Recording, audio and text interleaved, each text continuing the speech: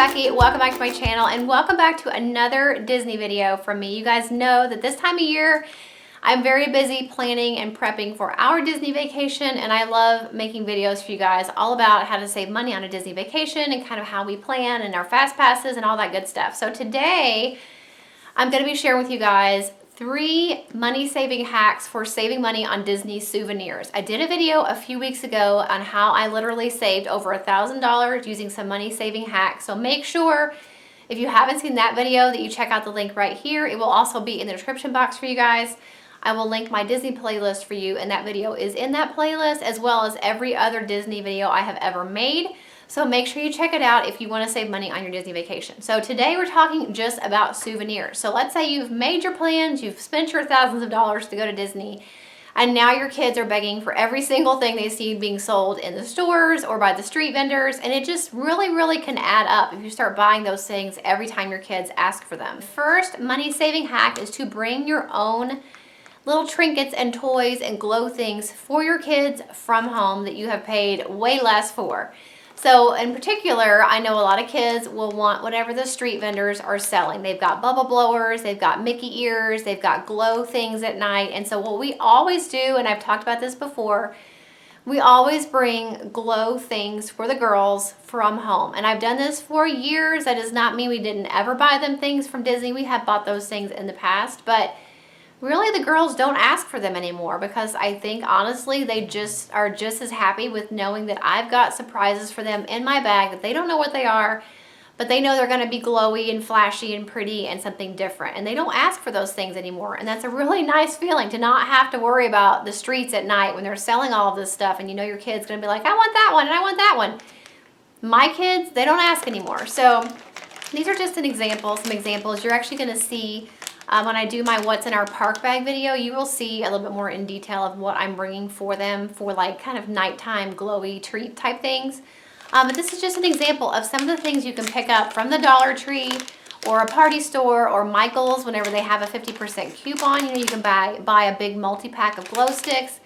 You can get things like this. This is a glow jewelry set. This is a glow flower wand for my youngest daughter. So things like this you can pick up for $1 versus going to Disney and spending, you know, $10, $15, $20 on a glow thing that's not going to last very long.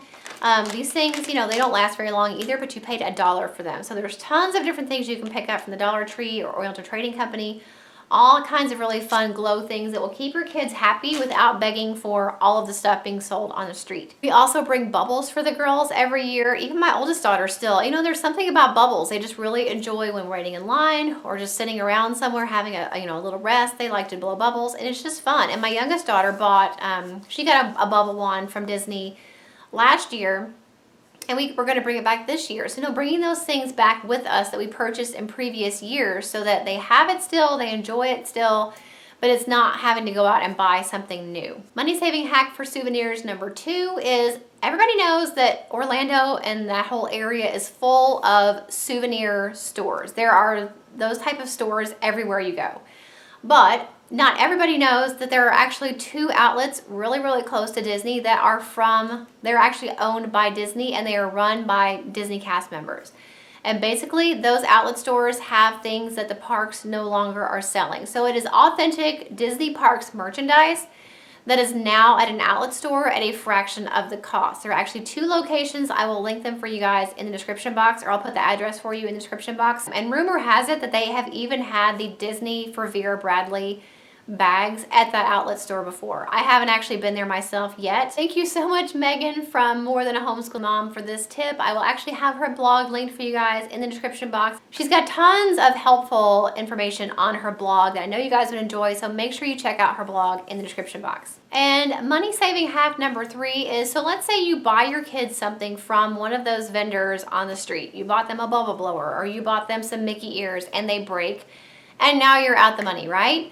Well, in my experience, I'm not really sure what Disney's corporate policy is on replacements, but I have always just taken it back to the kiosk, even if it's not the same one that I bought it from. If they're still selling the same thing that I purchased, I've always taken it back and been able to exchange it for another item. So even one year we had something from a previous year that broke.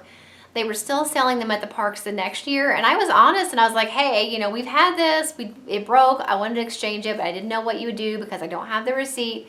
And they actually swapped it out for us. So even if you bought something and it breaks and you think you've just lost the money, it never hurts to ask them. As I said, I don't know if it's a company policy that they are supposed to do that for you, but they have always done that for me in the past. Talk to the people at those little stands and see, you know, what they say about it. But they've always been really, really generous of anything I've ever needed to exchange. They've never given us any trouble. So at least try it before you assume it's a lost cause and just pitch it. It never hurts to ask. So those are my 3 money-saving hacks for Disney souvenirs. I really hope it was helpful, and I really appreciate Megan letting me know about those Disney outlets. And like I said, I will have them in the description box for you guys if you want to check them out for your next time that you're in Disney. But if you guys need any more Disney inspiration or tips or money-saving tips, make sure you check out my Disney playlist. It will be linked in the description box for you guys. I do a series of Disney videos every year on my channel, and I love making them for you guys, and you all really seem to like them because you ask for them every year. So make sure you stay tuned to see more Disney videos for this year, and then you can check out my Disney playlist for any Disney videos that I have made in the past. Thank you so much for watching. If you like this video and you learned something, make sure you give it a thumbs up. Don't forget to subscribe if you're not already, and I'll see you in the next video. Thank you so much for watching all the way to the end of this video. If you want to see 2 of my older videos, you can click the links right here. And if you want to subscribe to my channel, if you haven't already, and you definitely should, you can click right here. I upload every single week. I have some links in the description box for some of my favorite stores and products, as well as my P.O. Box address. Check out those links if you're interested in those, and I will see you guys in the next video.